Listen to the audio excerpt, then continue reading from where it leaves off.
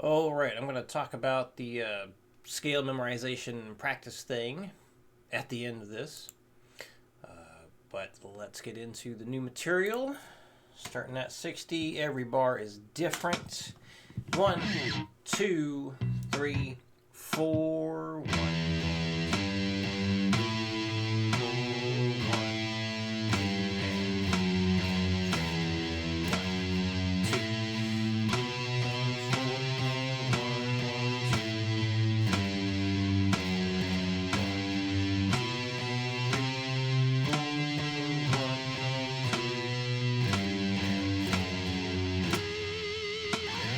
One 20. 1, 2, 3, 4.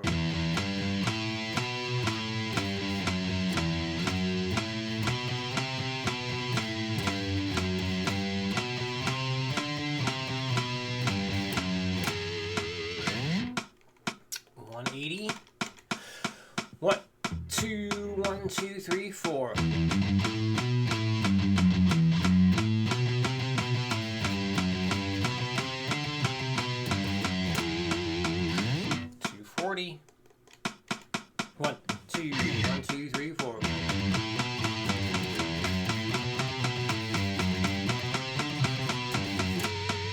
Repeats. 1, 2, 1, 2, 3, 4.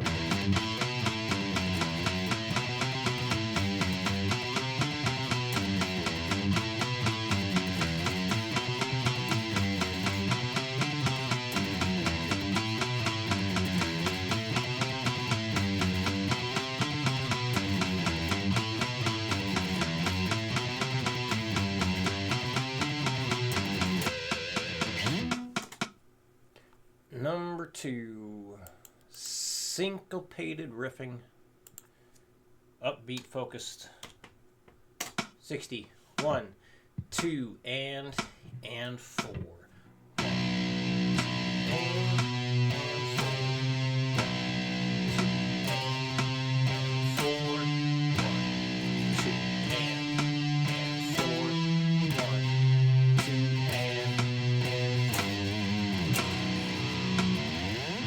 Number 20.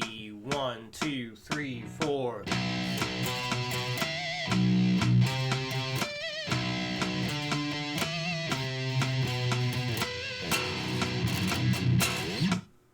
180. 1, 2, 1, 2, 3, 4.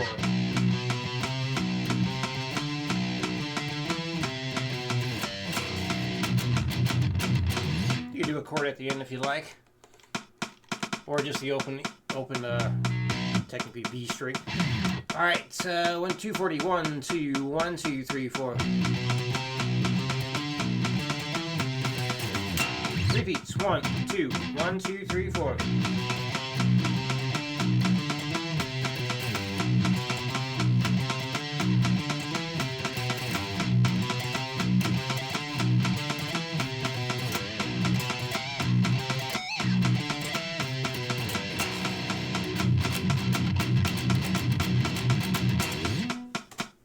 All right, number 3.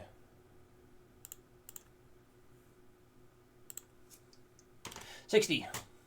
1, 2, 3, 4, 1, and 3, 4, 1, and 3, 1, and 3, 1, and 3, 4. 120. 1, 2, 3, 4.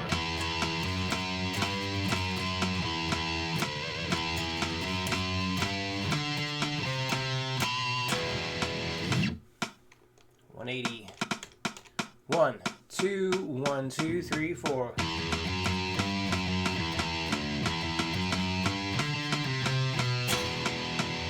240. 1, 2, 1, 2, 3, 4. Repeats. 1, 2, 1, 2, 3, 4.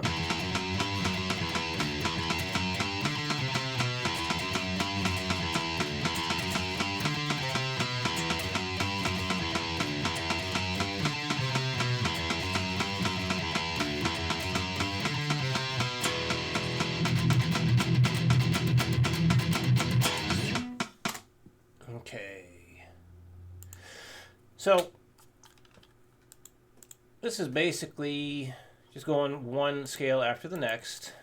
And it's starting with the C Ionian shape of the C major scale because I would say it's the most important one to know. Because all the theory, all the scale theory, mode theory comes from this. Chord theory, because basing all the intervals off of the major scale. So yes, we're starting with the happy scale, but got each shape that you're playing labeled. Really good idea to learn the name that's associated with the shape. This way you can recall it a little bit easier. So I got drums, bass, and backing guitar for the whole thing. If you looked at it, like all the tracks here, you'll see it.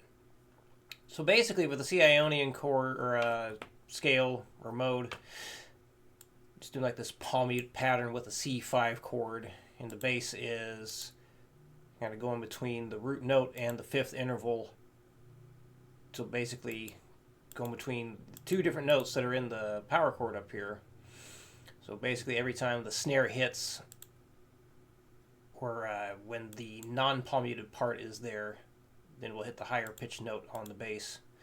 But anyway, the chords change to go along with the root note of the mode to give it more of that modal sound.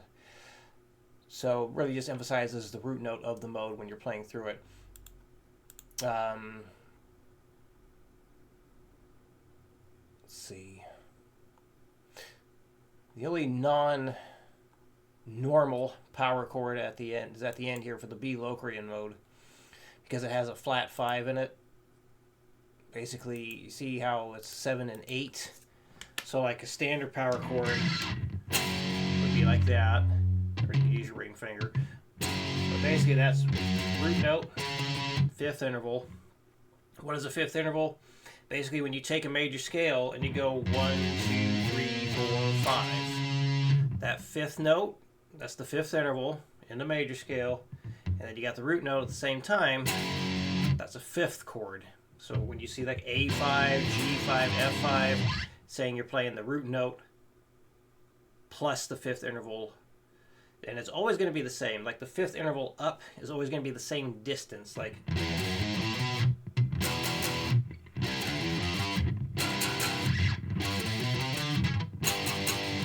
so it's just basically like, think of it as a measuring tool.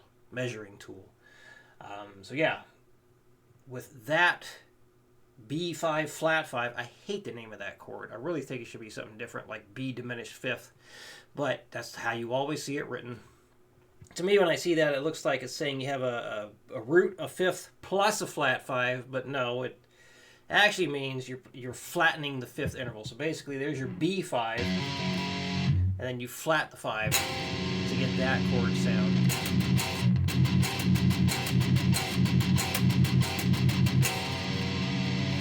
So, nice and evil sounding chord.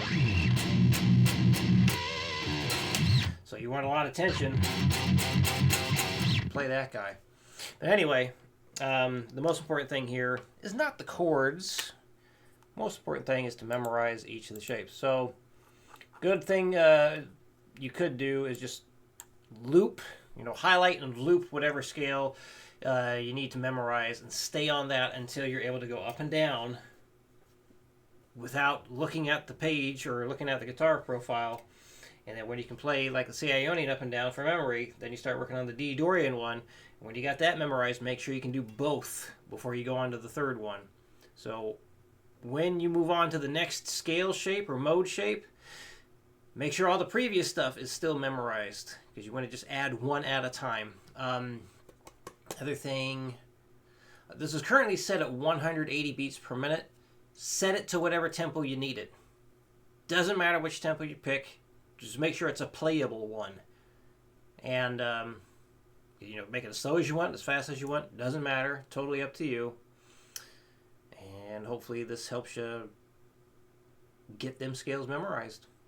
But what you have been doing, writing stuff with the scale shapes, things like that, that is an excellent thing to do. Don't stop that. keep doing that. That's very, very good. It's very helpful. But all right, any questions come up, let me know, and I will see you again next week.